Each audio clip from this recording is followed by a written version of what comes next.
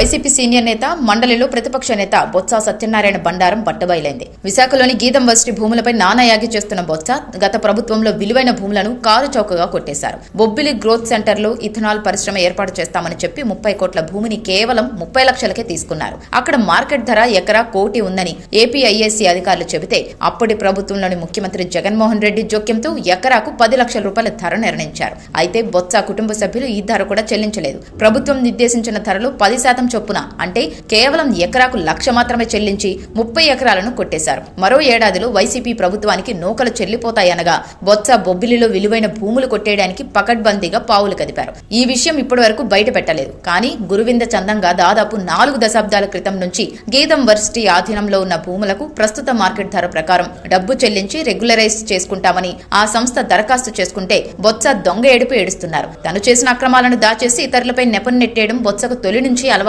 బొత్స తొలిసారి మంత్రిగా బాధ్యతలు చేపట్టినది మొదలు ఇప్పటి వరకు చూస్తే ఆయన చరిత్ర మొత్తం అక్రమాలు, అడ్డగోలు వ్యవహారాలే.